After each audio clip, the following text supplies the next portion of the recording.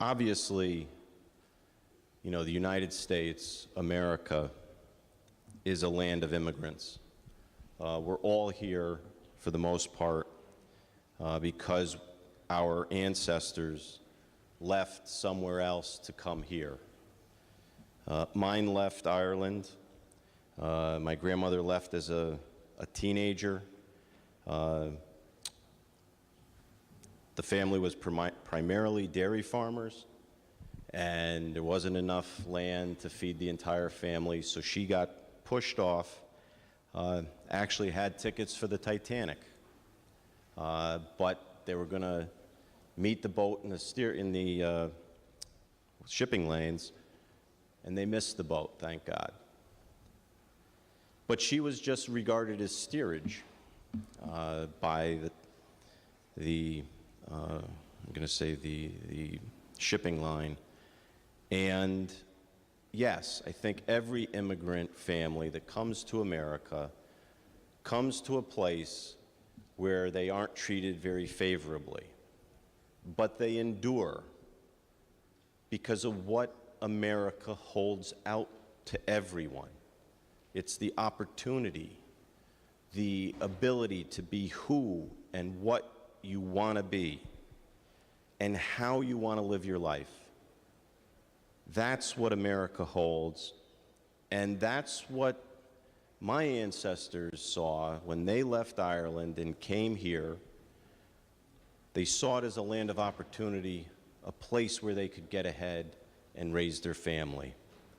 And they did. And I always knew that what I was taught was to always, follow the law. Here we are in Hartford, which is the birthplace of constitutional government. It's where we came up with, Connecticut came up with, the notion, the idea that our rights do not come from government. They come from God. And it was God who gave individuals their rights and their liberties that no government, without due process, can take away. That is a tradition that Connecticut is proud of. It is a tradition that I believe America is proud of. And I believe free people around the world are proud of. It's what sets America apart. We are the land of the people, by the people, for the people. But as Immanuel Kant once said, obedience to law is liberty. If everybody follows the law, then we're all free. That's what I think is missing here, is that everybody's not following the law. And we're going to provide due process to individuals who, maybe due process is the wrong word to say, but we're going to go down a road where we aren't going to cooperate with our federal government. Connecticut wants to be a sanctuary state, an outlier, an island unto itself, and not cooperate with our national body, I'm going to say, where we have interstate commerce and we are part of the American family. Abraham Lincoln once said that a house divided cannot stand. Why would we want to not be part of a federal system? I'm not sure I get that. And why would we want, if this civil immigration detainer comes down, it's obviously somebody who's had an interface, and I think that's being very kind, because you just don't get into the federal system unless you've done something.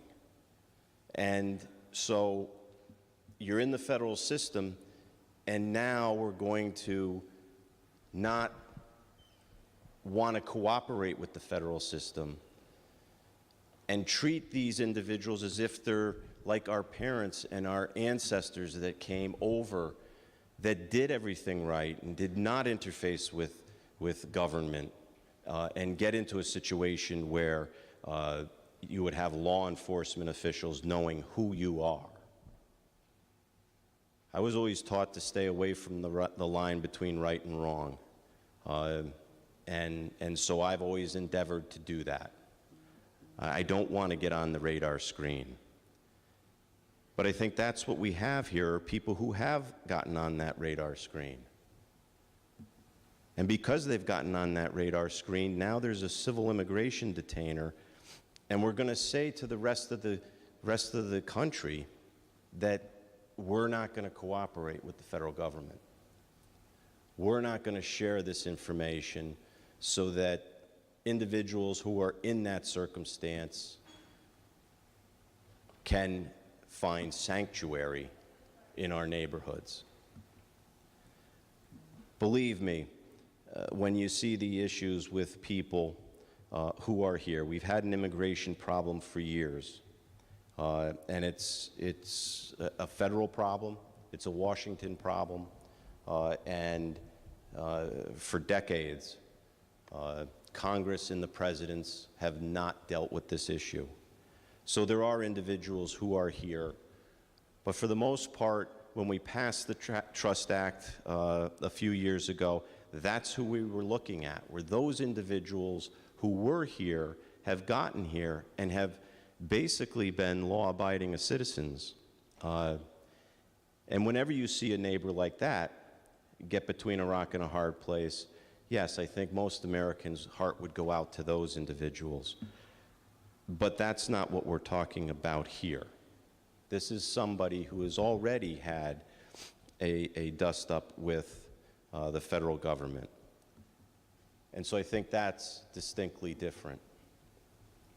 I'm very troubled by this bill. I'm very troubled by the fact that we're looking to make Connecticut a sanctuary state.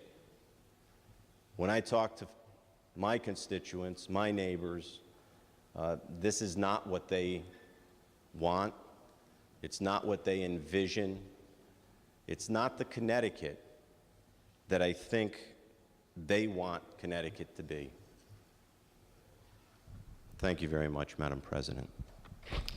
Thank you, Senator Kelly. Senator